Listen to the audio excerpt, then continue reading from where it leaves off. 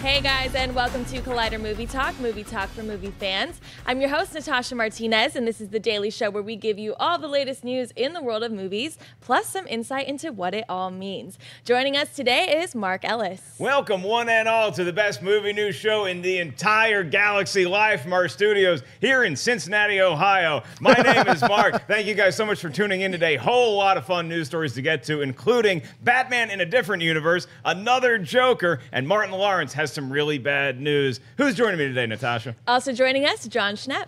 What's up? I saw Dunkirk in IMAX yesterday. What an incredible movie. It truly is a masterpiece. Yeah, you and Harloff, late to the party. Yeah, late to the party. I was blown away. If you haven't seen it yet, go see it in IMAX. It moved me to tears. And someone whose shirt is a masterpiece today, John Rocha.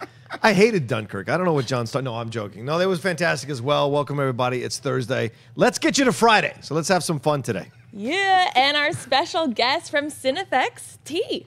Hey, everybody. I still have not seen Dunkirk, but that is a strong recommendation, so I'm going to check that out. Yeah, and you know what? It's weird because, like, so many people that I know were like, oh, I'm disappointed with it, or I found it boring. And I'm like, what movie did you see? Yeah. Like, I was like riveted to the screen. Okay. The score is incredible. Just the way he directs the sequences of events. It's like, it's Nolan, so he's always like kind of playing with time a little bit. But it was incredibly impactful, and I cared about everybody. It's like about human courage. It's like all these things came through where it's like visually these emotional elements came through. So I don't know what movie they saw, but the movie I saw deserves an Oscar. Yeah, it's not conventional storytelling, but I think it really gets the job done. I will give T some credit, though, because she turned me on to Wind River, which I saw last night, and that is an emotional journey. So thank you, T, and thank you, Ace, and thank you, Rocha. If you stare at a shirt long enough, a magic ship will appear. Let's move on to our first story today. Speaking of Jokers, Natasha, what do we have in store? Okay, breaking last night, THR reported that Crazy Stupid Love writers and directors Glenn Ficarra and Jon Requa are in final negotiations to pen and helm an untitled movie centering on the Joker and Harley Quinn, with Jared Leto and Margot Robbie reprising the roles in the parts. THR is quick to point out that this will be part of the main line of films inside the DCEU and not a part of the new label that will see an origin story centered on the Joker. And that's not all. Buried in an old July 17th podcast on KCRW's The Business, War for Planet of the Apes director Matt Reeves hinted that when Warner Brothers asked him about doing a standalone Batman movie, it would not be part of the extended universe. Reeves said, "Well, I have a vision for a way to do something with that character that feels like it resonates with me personally, and a perspective that can grow out into other things. When Warner Brothers, approached me, what they said was, look, it's a standalone, it's not part of the extended universe." Mark, what do you think about a Joker and Harley Quinn movie and a Batman movie possibly outside the DCEU? Natasha, I feel like I just moved and there's a box of wires and now I have to just reach in there and just unpack them all because there's a whole lot of information to parse through. Now, initially yesterday, we were just going to talk about this Batman news that, yes, we're doing a show in August and we're reporting on something that was in mid-July, but it's pretty interesting news, Matt Reeves saying that, and just for the timeline's sake, Matt Reeves said these comments about possibly this Batman movie that he's doing not being in the DCEU 3 days before that Hollywood Reporter article came out, the dawn of Comic-Con,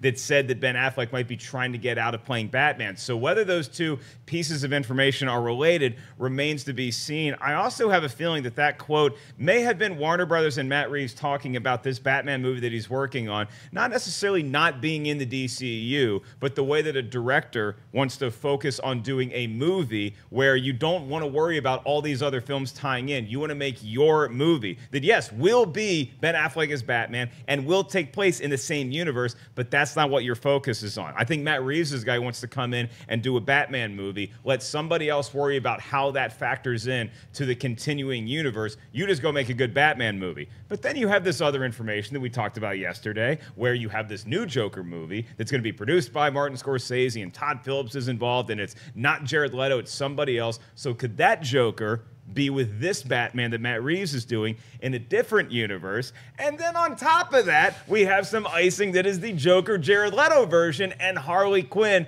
having their own movie. So Part of me, like I said yesterday, is very excited about the fact that we have the freedom to tell these stories with these iconic characters that don't necessarily link up, and you don't have to see 100 other movies to get a fun story. But I also think that this could be interpreted as DC and Warner Brothers being a little squirrely with which direction they want to take these iconic characters in. So Schnepp, all of this information, it's very tough to parse through in an hour, in a day, in a lifetime. Right. What do you make of it?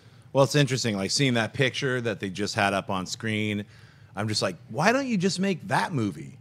There's an Oscar winner right there, Ben Affleck. There's an Oscar winner, Jared Leto. What the hell is going on? I mean, I don't know. Did Harley Quinn, did she win an Oscar too? Didn't she win an Oscar? She was nominated. She was nominated, yeah, she just got nominated. Whatever, that's not important.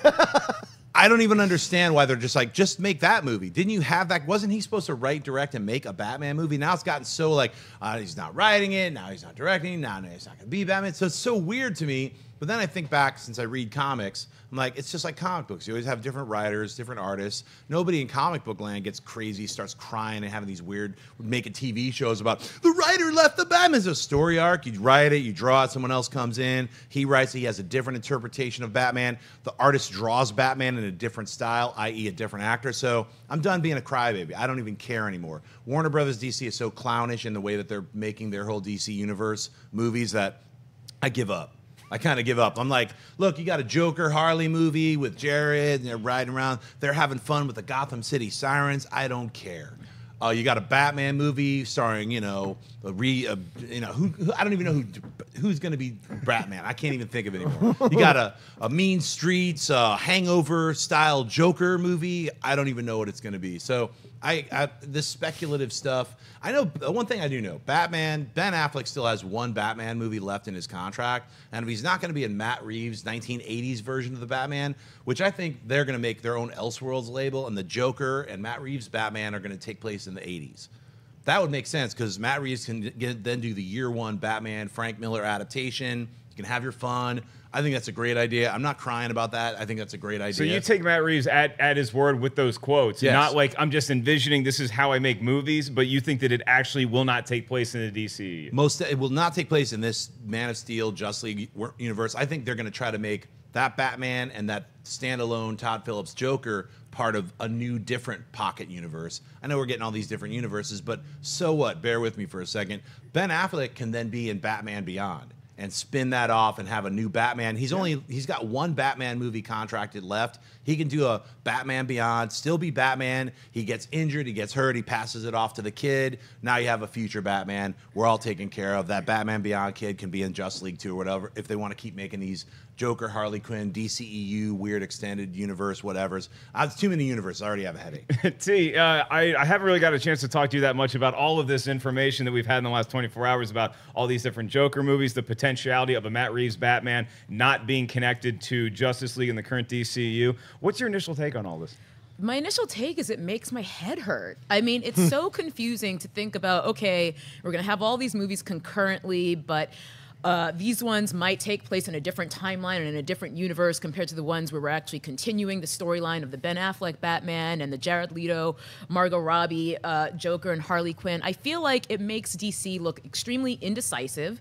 It makes it look very Bush League, quite frankly, to figure out like what the hell they're trying to do. It makes them look like amateurs because yet again, it seems like they don't know what direction they want to go in, so they're going in every direction.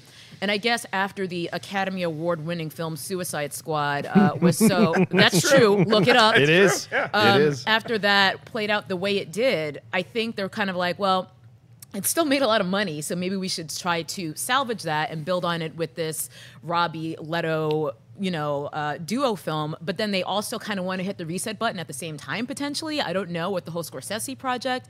And then the same thing with Batman v Superman, not going great for them. It seems like Ben Affleck, basically wants out, as we were discussing before the show. And they're trying to have their cake and eat it too. They're trying to have it both ways.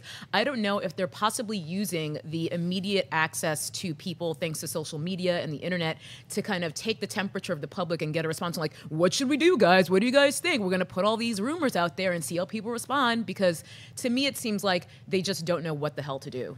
Well, it seems like they've been going after a lot of big names, and this has been happening since before they hired Joss Whedon to do Batgirl, much less do Punch Up on Justice League. But Rocha, when you go after a lot of big names, those talents like a Scorsese or a Matt Reeves, they tend to want to do things their way as opposed to playing in this sandbox that's already been set up for them. So it makes sense that they would want to go in a lot of different directions, and maybe that's DC Warner Brothers giving them the freedom. The big issue I have with this is twofold, and I'm interested on your thoughts on this, is that, one, it's very tough for just a normal general audience to parse all of this and say, okay, this is the Joker movie we want to see, because a lot of times, if you're going to go see a movie that you know that there's been other movies in that universe, whether it's a sequel, it's like, do I have to see the other ones first? People are going to be confused about this. And also, it's the timing of these announcements, that this is August and Justice League is coming out in November. This should be the time when we're seeing a new Justice League promotional trailer and being like, oh, that movie looks awesome. But now instead, we're talking about all these movies with these characters that we love that could be taking place in the DCU, instead being thrown to all these different parts of different universes. So do you think this is a good strategy on Warner Brothers, trying to go a lot of different roads, or do you think it's just a lot of confusion? No, it just feels like T said. It feels like a mess. And you said the box of wires. This is what it feels like, unfortunately.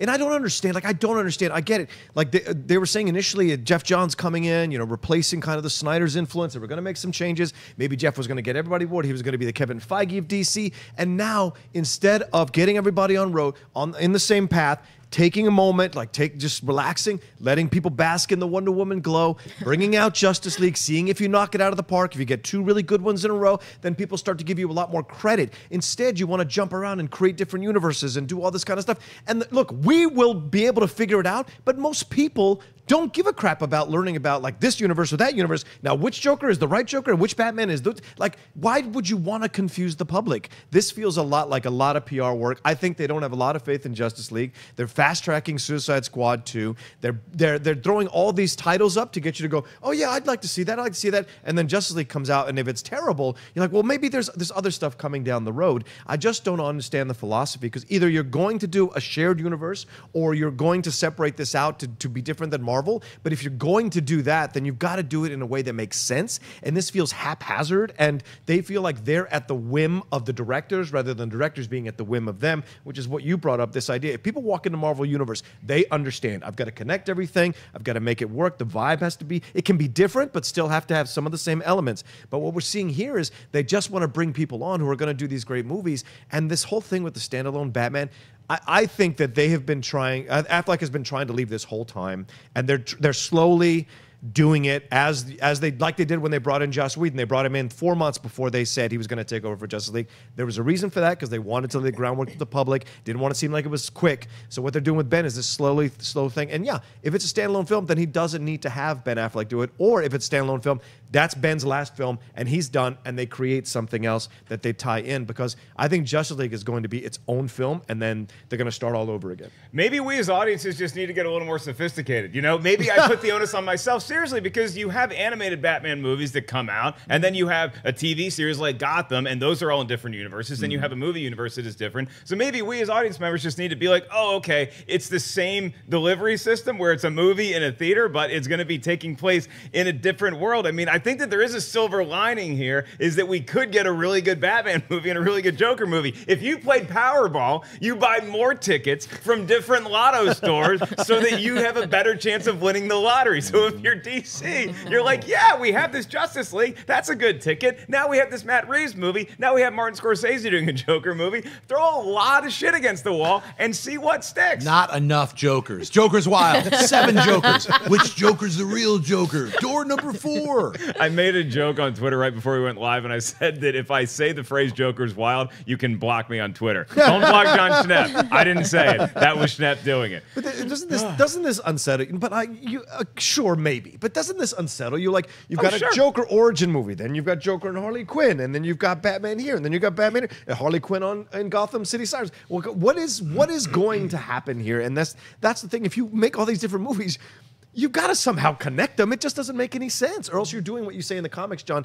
You mentioned on Heroes, an Elseworld situation, right? But you have to establish a universe in order to do an Elseworld situation. But you know what? I actually don't mind that. I mean, I feel like, when everything settles and you think about it, like, yeah, there's going to be this I mean, Todd Phillips doesn't pop into my head when I think of the Joker, but at the same time, the Russo brothers were doing comedy and they did an incredible Captain America. So I don't want to be like just judging from somebody's previous work. So look, I'll judge it when the movie comes out. It's so much. It's we're years away from ever seeing any of these movies. We don't even know if any of these movies are actually ever going to be made. So I always like look at it as all the stuff that we're talking about. You're talking about with your friends. So I mean, we're just speculating. We're like, well, it seems kind of weird, but you're like, well, yeah, that Gotham by Gaslight was kind of a weird comic book, but that spawned all these other millions of different Batman stories taking place in different worlds. So why not do it with the Joker and Batman? That's right. So it's a lot to get through. It's a lot of speculation on our part today, but it's better than no news, I guess. So let's move on to our next story, which involves a movie that may not be made. It's been over 14 years since Bad Boys 2 landed in theaters, and we still have no word on its sequel, Bad Boys for Life. As of August of last year, it seemed everything was falling into place when Will Smith and Martin Lawrence signed on to return with Joe Carnahan directing for a 2018 release date. But then Carnahan left the project and the movie lost its release date. Josh McCouga, however, is still holding out hope that the movie will find its way. But if Martin Lawrence is to be believed, it might be over for the franchise. Speaking to Entertainment Weekly about whether the movie will happen or not, Lawrence said, "I don't think we're going to get one, not the way everything's turning out. Will is off doing another movie, and I don't think it's going to happen." T, do you think Bad Boys for Life is over and done with based on Martin Lawrence's comments? I think it's very possible that it's over with. I mean, I feel bad because Martin Lawrence is clearly doing fuck all compared to Will Smith. He's got nothing going on. Will Smith, on the other hand, is Will Smith, and he's very busy.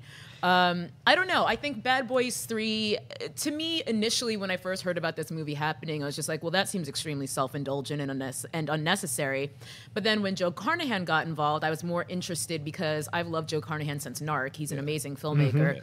So I don't know. I feel like it probably is going to go away because if Will Smith wanted it to happen, it would be happening. And I think he's politely making himself unavailable as best he can, whereas Martin Lawrence is probably trying to negotiate through the press to kind of get it back on track. Like, hey guys, if you make enough of a ruckus, maybe they'll get it going again. It reminds me a little bit of John Turturro every couple of years to be like, hey, how about that Big Lebowski spinoff about Jesus? And the Coen brothers have repeatedly said, we're never doing that. But John Turturro keeps bringing it up. It's kind of like that. I like the Turturro comparison. I also think that Martin Lawrence is kind of playing the role that Tom Arnold has played for a while with the True Lies sequel. It's like, I launched with Arnold Schwarzenegger. It's great. And I'll say this about Martin Lawrence. I think he is one of the best comics that people don't talk about as far as quality. He is so funny. I've had the pleasure of working with him a couple times. And I also think that his sitcom in the 90s, Martin, is one of the most vastly underrated sitcoms that has ever happened. Martin Lawrence in Bad Boys is essential. I think Martin Lawrence is very talented, but he's not as busy as Will Smith. And Will Smith, when you sign on to be the genie in Aladdin, that's going to take up the bulk of your time for right now. It's weird because there was a time when I thought Martin Lawrence would be a great genie for Aladdin, but that's a different conversation. Maybe DC can make that movie. I think that Will Smith is very busy. I think Joe Carnahan leaving the project certainly didn't help anything, but Rocha, there's one idea that I have, and it's a crazy idea that could get Bad Boys 3 made because I want to see Bad Boys 3, Bad Boys for Life, whatever. I want to be there opening day with Josh McCouga, and it's this. There's a guy that was making a lot of Transformers movies after he did Bad Boys, right? And now he said that he's retiring from Transformers again. So what if Michael Bay leaves and decides to go do something else that is more in his wheelhouse, in my opinion, which is making a fun action movie like The Rock, like Bad Boys, not as intense as 13 Hours, but it had great action in it. What if, or Pain and Gain, what if Michael Bay decides to come back and do Bad Boys? Would that be enticing enough for Will Smith to clear his schedule to work with Martin Lawrence again? Ladies and gentlemen, when we come on Movie Talk, we write notes for ourselves, and we get prepped. You know, we want to come and give you the information that we have and analyze it. One of the things I wrote in big, bold letters, would Michael Bay be willing to come back for a third movie? I think that's the only way you save this franchise and maybe drag Martin Lawrence back up into prominence again. Because you're right. Martin Lawrence there's a lot of people who love Nothing to Lose, Blue Streak. They love his smaller stuff and enjoy that. Like, it's the kind of the cult favorite type films. He's done, even Black Knight has people who Big defend Mama's that movie. House. Yeah, Big Mama's House, of course, which I thought really was going to be terrible, and I actually enjoyed the first one. The second one, but like the first one, I enjoyed. So he is incredibly funny, and you're right, Martin. I still occasionally watch those when I flip them on. When I'm flipping channels, I'll sit and watch. He's very, very funny. Tommy, Gina, Cole, great supporting cast. Yes, of course. But like this whole idea of Bad Boys 3, I don't know if I'm 100% behind it. Like, I'm not 100% behind a Beverly Hills Cop 4. Like, Will is 49, Martin is 52. Eddie's almost 60. Like, it's just like, how much are we going to believe? And it's not like Liam Neeson and Taken. That's the difference. He's not a cop. He's something else. These are cops. You know, how far are you going to push him in this situation? But if the only way I think this can happen is Michael Bay coming back, I think that would excite a lot of people to see a Bad Boys 3 with Michael Bay. And see him go back to what he did with the first one, which is what I enjoyed. You know, great Tia Leone, Teshkario is the bad guy. Like, all that would be awesome for him to, like, reinvigorate the franchise just for one last goodbye. And I think that would bring Will back to want to do it. You know what I'm saying? Schnepp, we spent a lot of time bashing Michael Bay movies on Movie Talk, and now we're begging him to come back to a franchise. Do you think Michael Bay would be the right play for Bad Boys 3? I didn't say anything about that. That's you guys. I'm not begging Michael Bay to come back to anything. How dare you? I would watch a Pain and Gain 2. I like that. Yeah. Okay. So why don't you come back to Pain and Gain 2? So look, Michael Bay can do whatever he wants. I don't care.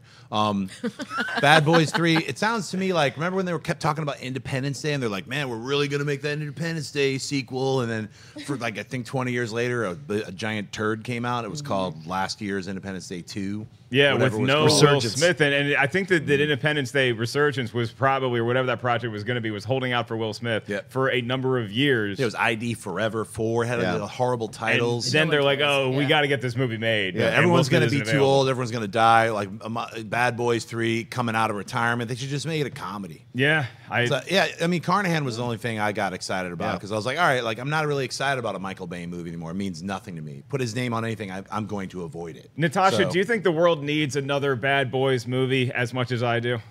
I don't know if I'm on the Bad Boys 3 train. I think I'm good if I don't see it. I actually haven't seen any of the Bad Boys movies. Oh, you got to watch the Bad Boys movies, but I'm telling everybody out there, I don't know if it's available on streaming or whatever. Give Martin another shot, the sitcom. It's really, really good. Yeah. One of the best sitcoms of the 90s. All right, let's move on to opening this week. Natasha's going to tell us about a couple pictures opening this very weekend. What do we got?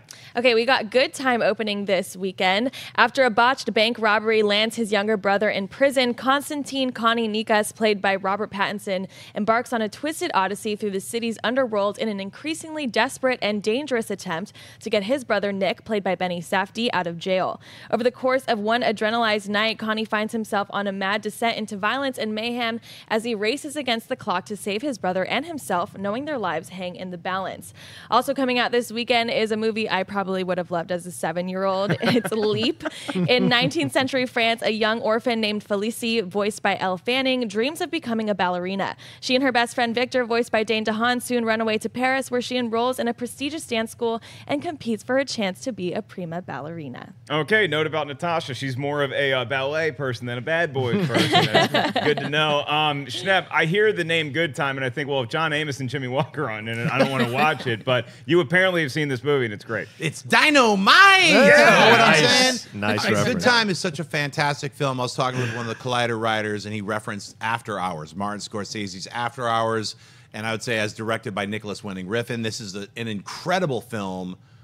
Run out to your theater to see this on the big screen. I think it's a fantastic movie. These guys, I think they're the Safdie brothers. I guess they've made like 3 or 4 other movies, very low budget films. And they're claiming this is their first real movie because I guess it's like a bigger budget.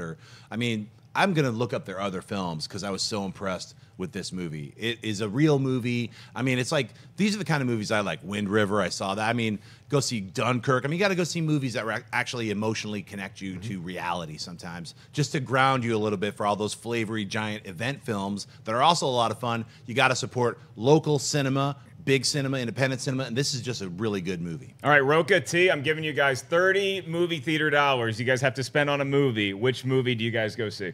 I'm gonna go with Good Time for sure. I'm with you, Schnepp. We're getting into the time of year that I am the most excited about because we're sort of getting into the more small movies, just good storytelling, character-based stuff instead of capes and lassos and so forth. God, I'm such a grandpa. The lassos and the lasso that makes you say the things that the you lady don't. with the bracelets. I love a good tentpole movie here and there, but that's just not it's not what tickles my pickle. You know what I'm saying? So I like to watch these more independent movies, these smaller movies. And Robert Pattinson, he's a giant star. Mm-hmm. So the fact that he decided to take this role leads me to think that there's something interesting about this story and something that made him want to do this movie where he could make $20 million doing anything else if he wanted to. T, let me add that he is stellar. It's an incredible, I'd almost say Oscar-worthy performance by Pattinson. It's a lot of people knock him for Twilight and all that shit. See The Rover, and then you see the genius that is there, and then see this movie because it's I here. forgive him for Twilight. Well, that's the thing, and that's what you give me $30, I'm going to go to the matinee and see them both. But this is the thing, I will go see you and T. Oh, so me and T. Oh, I'm sorry, T. Yeah, then yeah. T and I were going to go see good time, absolutely, and enjoy the crap out of that because I like Benny Safdie as a director. I like Daddy Long Legs. I like the film he did before that in 2000. I think it was 3 years ago. They're grittier, dirtier films, and they like John said, they really get you into what's happening. And T is right. This is the time of year when we get these kind of more dramatic films that explore the underbelly of humanity and what's going on. Yeah, we can drive our little cars to our work and our houses, but there's a whole other section of the world where people are living in this day-to-day moment, escaping drug dealers, running around stuff, doing things. And that's what it looks like from the movie. They're getting caught in this kind of situation where they're having to survive. And, there's criminals and all this stuff. There are people who are legitimately living that life. So for you to get a window in that's believable and connectable, you want to enjoy those kinds of films when they come out. We mentioned Joe Carnahan. Narc is another example of that. These are grittier, smaller, darker films, but you experience so much coming out of them. And I think Safdie is one of these directors that needs more respect. And maybe this will launch him into one of these tentpole pictures. It's certainly possible. All right, well, on that independent note, let's go to Buy or Sell and talk about comic book movies again. In a recent interview with Hey You Guys via a report from comicbook.com, Channing Tatum finally spoke on the lengthy development process for his X-Men universe spin-off Gambit. After many starts and stops and losing 2 directors in Rupert Wyatt and most recently Doug Liman, it seems the movie is taking its time to get it right by starting from scratch. Speaking about the development of the movie, Tatum previously teased at Comic-Con that both Logan and Deadpool were the reasons it's taking so long for the movie to happen, telling Hey You Guys, now we're really getting to do some of the things we've always wanted to do with the script. We've just sort of started over. Schnepp, do you buy or sell a Gambit movie ever happening based on the comments from Channing Tatum? I'm going to buy what Channing Tatum said. I don't know if a movie's ever going to happen with Gambit, but I think he's committed to the role. I think Channing Tatum's a really good actor when given the right kind of source material. He's definitely, I never saw him as a comedian. Then I saw 21 Jump Street and I was like, man, that guy's funny. He's got good timing.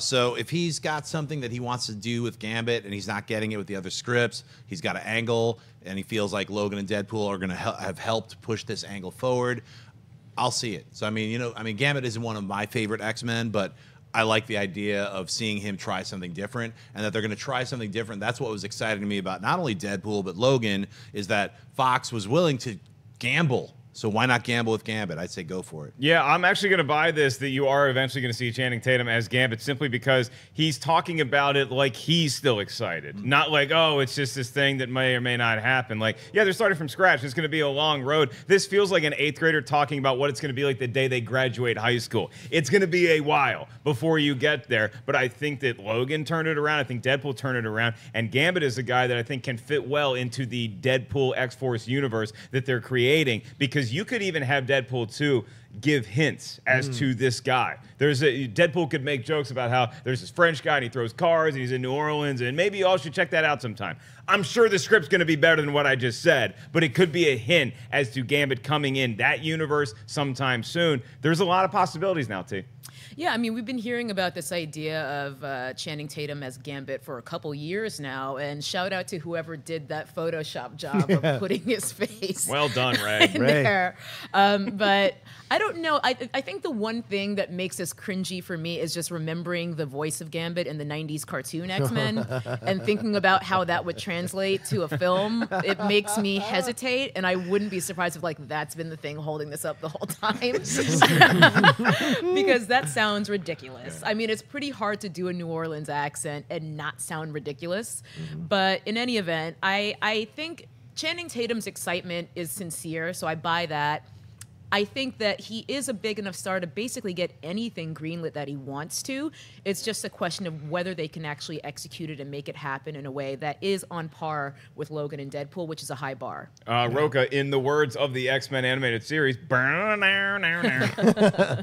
Hello. No, listen, Remy LeBeau is a great character. I enjoy him in the comics, in the X-Men. I've known him for years, and I love his relationship with Rogue. I love how that plays out. So if you're going to do this, I think you have to bring in a Rogue as to balance out Channing Tatum so well. And this may be a blessing in disguise that they had so many stops and starts with this situation, because what they say about Logan and Deadpool coming out, opening the doors, because Remy has a very dark past. He was a villain initially, then couldn't do what they asked him to do in a certain moment, which made him good. Professor X recruited him, and then he's gone back and forth with alliances. So there's a lot to play with this guy. It's not a straightforward hero story. So there's certainly darker elements to explore. And yes, he's comedic, he's funny, and it is kind of comical that he throws cards and flips on a staff, but you can make that work in a darker film. So I think it's certainly, this is the right time to do it. And Channing should be greenlighting the crap out of this as fast as possible, because we may twist, our public tastes may turn quickly, and we may not want to go patronize these kind of darker R-rated films anymore. So why not go into this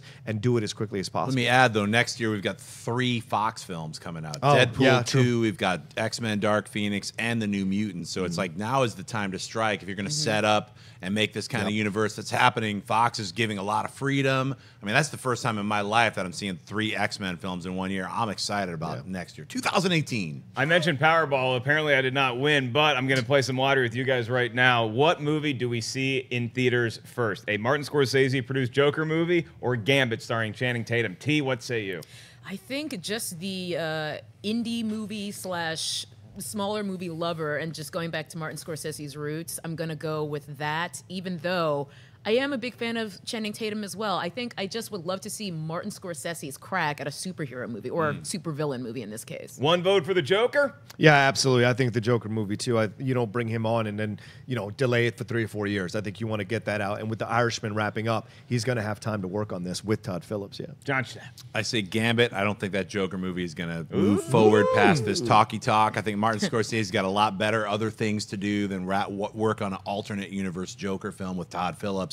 I think they just gave him some money. There's get that name on there, and then he's going to go off and do another cool film. I think Gambit's going to happen first. All right, well, let's take a step out of the comic book movie world for just a minute and talk about a comedy. Yay! THR is reporting that Will Ferrell is teaming up with CBS Films to adapt, star, and produce the best-selling novel, The 100-Year-Old Man Who Climbed Out of the Window and Disappeared.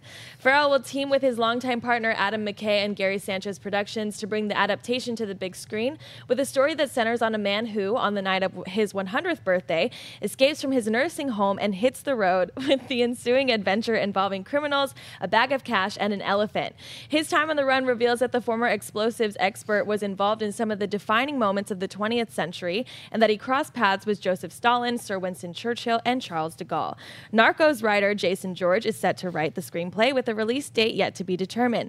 Rocha, do you buy or sell Will Ferrell in The 100-Year-Old Man Who Climbed Out of the Window and Disappeared? Yeah, I kind of do buy this idea. I'm kind of done with the Will Ferrell comedies, and I think people haven't talked enough about his dramatic stuff. Stranger Than Fiction is a really, really good movie that I enjoyed him in. Everything Must Go, he was really good in those films. So this kind of works for me in Will Ferrell. It takes advantage of his full advantage of his talents. There'll be comedic moments, but there'll be situational comedic moments, which he really plays well as a comedic actor. But also, this has to do with like drug dealer money. Like that's what there's a guy he's a companion with. If they include the whole script, that Alan is there. He has the companion. He has the money. So he's the guy's absent-minded. So he falls into these situations, and so it can be interesting. And it'll be if they do the old age makeup well, then great. Not Mr. Saturday Night old age makeup, but something better like they did with Haley Atwell. Like that's the good makeup that you can do. So can they make it work? I think he's the right guy for this, and I think he brings eyes to this project. And I love when these comedic actors kind of do these kind of dramatic films that explore what they can do, like Robin Williams, like Jim Carrey in Eternal Sunshine. So I think Will Ferrell's the right choice and it's the right time in his career because House crashed and burned, and none of his comedies have really been selling lately. So why not explore this more? And I think he's the right guy to do it. You had to bring up Mr. Saturday Night, didn't you? Well, movie. If you make a Good Times reference, I don't know how far we can go. Mr. Saturday, for a comic watching that movie, it's like staring into a fire at the Ghost of Christmas Future. It is not an easy watch. This, on the other hand, sounds like something I'd be into. I'm a huge fan of Will Ferrell, and I think that you'd be hard-pressed to find any comedic actor who doesn't have a boatload of misses to go with their hits. So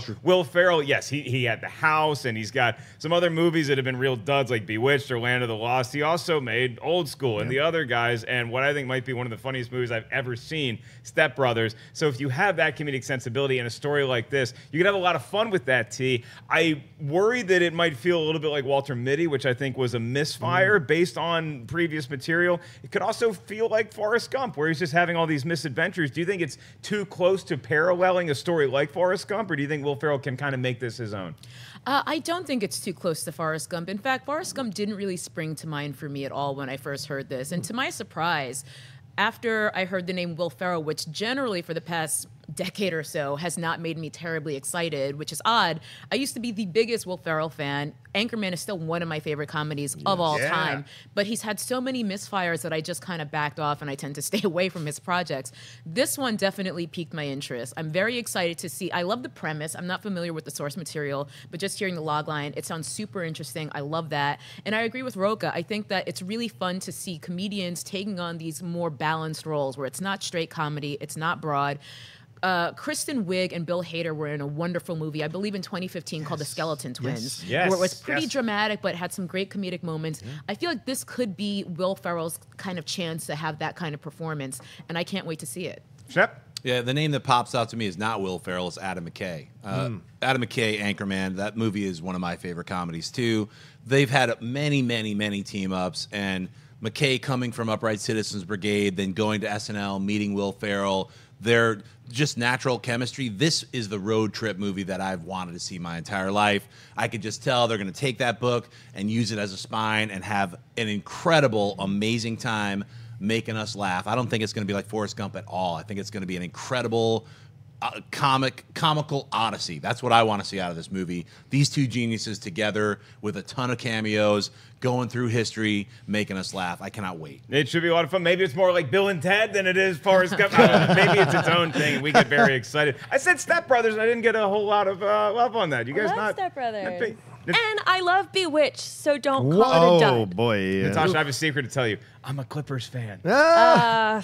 It's not a great movie, but I'm glad you enjoyed it. Step Brothers is one of the funniest movies ever made, in my humble opinion. Well, we are very excited here at Collider Video because we have a very special screening coming up at ArcLight Hollywood this Tuesday. We're going to be screening Jurassic Park. Yes, you can come to the theater and see Jurassic Park on the big screen again. And as an additional bonus, we're going to have a quick Q&A with Movie Talk and our crew here, and then we have a meet and greet at the upstairs bar afterwards. For tickets and all that information, you can go to collider.com or just check out ArcLight's website. If you have not seen a movie at ArcLight Hollywood, it is one of the best theater experiences you can have. I remember the summer of '93 like it was yesterday. I saw Jurassic Park 5 times in the theater. It was an unforgettable experience, so we hope to bring some of that magic to you guys on Tuesday, 7:30 p.m. And we want to remind you guys that this is not the only show that we do on Collider Video. Far from it, and it's not our only daily show either. We have Heroes going daily and TV Talk both going daily. TV Talk is going to be right after us at 11 a.m. going live, and then we have Jon Schnepp hosting Heroes Daily a little bit later on. Plus, comic book shopping. You just had a new episode drop. That looked like a lot of fun. Yeah, will.i.am and Taboo from the Black Eyed Peas came on to promote their Masters of the Sun graphic novel, which is great. So I definitely check it out. And I actually on Heroes on Wednesday,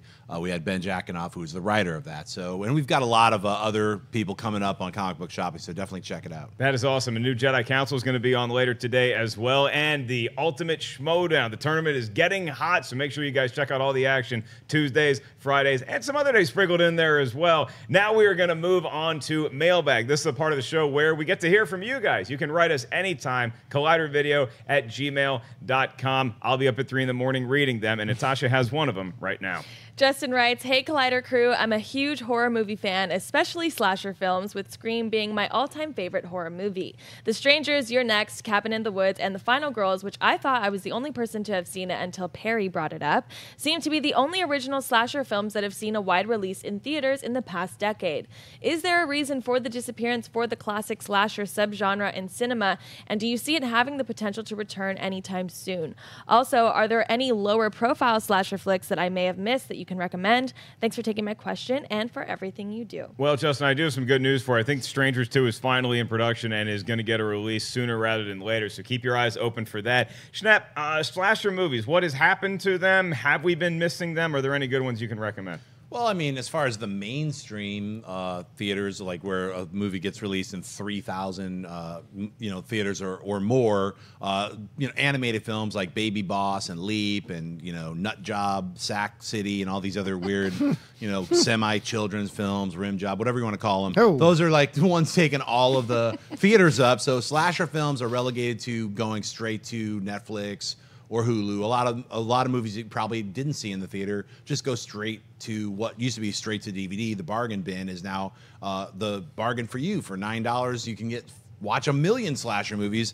The better ones that came out more recently, if you don't want to really count Don't Breathe from last year as a slasher film, that was more of a reverse home invasion film, but it's still, these are all like horror films to me. It's like a reverse slasher film. You got to avoid the blind guy in total darkness. So I would say You're Next by Adam Wingard is a great slasher film, old school style, really traditional. I'm in a house surrounded by a bunch of weird people wearing goat masks and shit like that. So if you're into The Strangers, people wearing masks, You're Next, I think, is a better film than Strangers. I'd also say there's a couple that came out, in the last decade or so. Behind the Mask, the story of Leslie Vernon, directed by Scott Glosserman, and what's another one? Hatchet by Adam Green. That had Hatchet 2, Hatchet 3.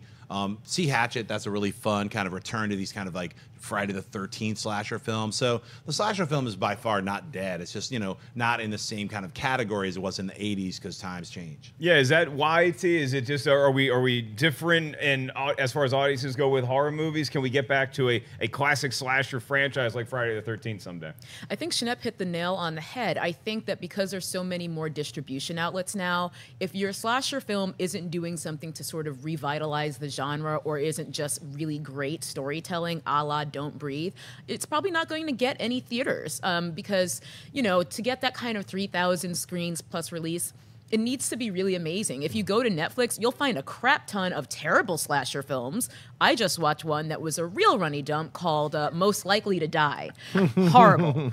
So, I mean, if you want to watch slasher films that are out there, I just think only the good ones are going to get to theaters. Between Runny Dump and Tickle My Pickle, T is the bumper sticker queen of Collider Movie Talk. Rocha, do you like to have your pickle tickled or dumped runny? No, it's really weird. Like when you're younger, sure, like you watch those things. But for me, I don't know. I may be unpopular in this opinion, but I think we're changing as a viewing public of seeing young women in these situations. I think that's changing where we're okay watching our daughters or our sisters being these situations. Like back in the 80s, you had this kind of removal about it, but now that it feels so real because there's been the violence against women has increased. I think we as a public are changing in how we view that. And this maybe, once again, I may be walking a line here, making an unpopular opinion, but like this is what I think. I think we don't want, I don't want to see that anymore. I'd rather see a whole film where it's a woman who's a serial killer who's killing all these young dudes in like barely wearing Calvin Klein shorts or whatever. Like turn it around a little bit. That would be interesting. Show me something like that. But if I'm going to talk about slasher films, High Tension is probably my favorite one over the in the 2000s. Yeah. I absolutely loved High Tension. I've never held on to the rim of, or I mean, what do you call it? The handle of my chair more than when watching that, or the armrest of my chair is more than watching that movie. So when it's done well, I want to watch a good slasher film. But like if you can elevate the genre, go above what is the typical stuff, then great, I will watch it. But I think that's why I think the distribution certainly that's an issue. But I think also we're changing as a viewing public. public. We kind of want more from our horror films than we have seen before. Like Annabelle Creation, that's something different, right? So maybe you want to do a little bit more escapism, like you said, is that a lot of times you have parallels with reality. Like Strangers is not an easy movie to watch. It's very scary. There's some great terrifying moments in there, but it's like, whew, that is a tough experience. If you just want to go see a doll be scary and get a couple roller coaster ride thrills and then leave the theater and get a good night's sleep, maybe Annabelle Creation is the best route to go. All right, we do love saving time for your live Twitter questions at the end of the show, so we're going to take one right now. You guys can tweet us anytime at Collider Video. Natasha, you are the gatekeeper. What's the Twitter question today? So much power right now. Alexis Lopez asks, with all the DCEU mess, would you like Warner Brothers to scrap it all and reboot with the Christopher Nolan DC universe? Okay, so that is what's going to be on the table here, kiddies, is we can either continue with all these different tentacles of the DCEU, then all these other spin-off movies that are not attached to it. You can have all these cool movies, or you can scrap everything, and you can have one guy, one director who made 2.5 great Batman movies make the DCEU from scratch. Jon Schnepp, what do you take? I'm going to take all of the other different movies. I would rather see Nolan make a James Bond movie. I don't want to see any more Nolan superhero films. I've got all I needed from those first 2 Batman films. I think they're amazing. Batman Begins and The Dark Knight. That's it. I don't want to see any more Nolan superhero films. I know he was the executive producer on Man of Steel, and I like Man of Steel, but I don't think really Nolan was involved with that. So I want to see all these different takes. I want to see a different take on the Batman. I've already seen Ben Affleck. I want to see him do Batman Beyond. I want to see what Matt Reeves is going to do. I want to see, the drunken, happy hangover Joker. Not really. I don't want to see that, but I want to see Joker and Harley. I want to see Gotham City Sirens. I want to see all these different versions. So, yeah. It's a compelling argument. T, I gave you 2 options. Which one is tickling your pickle and which one is the runny dump? I think that not having Nolan take over the DCEU is my choice, because I don't really think that he would be interested in doing it anyway, nor am I interested in seeing it. I feel like he's moved on. We've all moved on. They do need a singular person to steer this ship. They need some sort of visionary. They need their own person to kind of captain this ship. They haven't found that person yet, which is why we're hearing all these weird versions and different universes and over course correcting every time they misfire. But for the most part, I think they just need to get it together and find someone to right the ship who is not Christopher Nolan. John Rocha. So if that's the choices, I would rather go with seeing what they could possibly put out there over Nolan coming back. I think Nolan's past it now, and I think he wants to do these other films, like John, we were talking about with Dunkirk. Like that's him exploring what you see with Interstellar, what you see with Inception. That's him going past the superhero genre. It doesn't work for him anymore, and I would love to see them scrap it if you're going to scrap it and give it to Matt Reeves. Let Matt Reeves start all over again from scratch. That guy has a great mix of comedy and darkness in his movies. You can see it in the Planet of the Apes movies. So give it to him and let him start from scratch all over again. Then maybe. But other than that, let me add to that. I don't need anyone to steer a ship. I would rather have. You like having a bunch of different voices. I would rather have a bunch of different voices. That is the truest thing to comic books as you can ever get. True. I think that since Marvel did it right and they had a plan and they've worked their plan masterfully by doing Iron Man, Hulk, Captain America, Thor, which led to the Avengers, which led to this movie universe that works. So that's why when you see a trailer for Infinity War, you get all emotional because you have 10 years of movies with all the same actors, all the same storylines, kind of mixing and matching over all the different movies. That's why that works. DC's not going to replicate it. They're not replicating it. And even when they tried to, they're failing at it. I think the better thing is to give it to a bunch of different visionaries. That's why, I'm flip-flopping a little bit as I think it through, because I'm just thinking it through. Like, I'm not mad at Martin Scorsese. If he's actually working on a Joker movie and not just taking a paycheck, I'm all in. I want to see what Martin Scorsese, Mean Streets, creepy taxi driver version of the Joker that Martin Scorsese might somehow force Todd Phillips to actually direct. I want to see that. I want to see a different version of all these different kinds of characters, just like I've been lucky enough, because I'm a comic fan, to have all that at my fingertips at any given moment, any given day. I could read a different Batman from a different writer, from a different artist. I could read all these different comic books. People who don't read comics don't have that kind of, that flavor that I've got, or anybody who's on that tip. So I'm like, look, I'd love for everyone else to be able to share that in a cinematic way. So I'd love to see that. So you're saying you want to remove the precious nature of the characters and let them just breathe with different directors, different writers, different artists? Totally. That's a super interesting idea. Yeah, I like that to idea treat too. these, you know, film adaptations more like they treat the comics. Yeah. I think that's really interesting.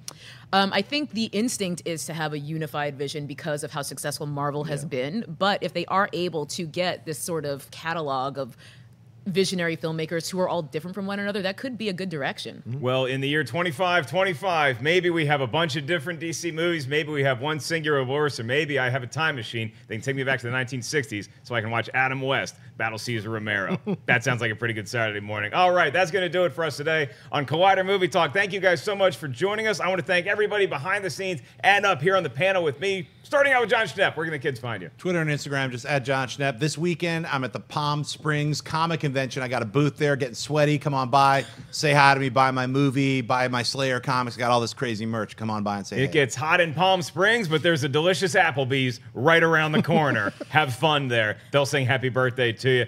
John Rocha. You guys can all find me at The Rocha Says on Twitter and Instagram. And this weekend I'll be at my house. So if you want to come by, you can hang out. We'll have a beer or something. And no worry. Come on. The old Rocha silent wave. And T, where can the kids check you out? You guys can find me on my personal channel on YouTube, which is at Nappy-Headed Jojoba, or you can find me on Cinefix, where I also talk about movies. And last but certainly not least, Natasha Martinez. You guys can find me on Twitter and Instagram at NatashaLexis_. Thank you guys so much for joining us today. I am merely Mark Ellis. This weekend I'll be performing at the 40th anniversary of the Comedy Store in La Jolla down in San Diego. Upcoming dates include Las Vegas, Philly, and New York City. You guys can get tickets at markellislive.com. Dennis will be hosting Movie Talk tomorrow. Have a great weekend, and until then, we'll see you guys next on Collider Movie Talk. Hey guys, if you like this video, click the thumbs up button. Also, make sure you subscribe to our YouTube channel. It'll help you stay up to date with everything we've got going on here at Collider.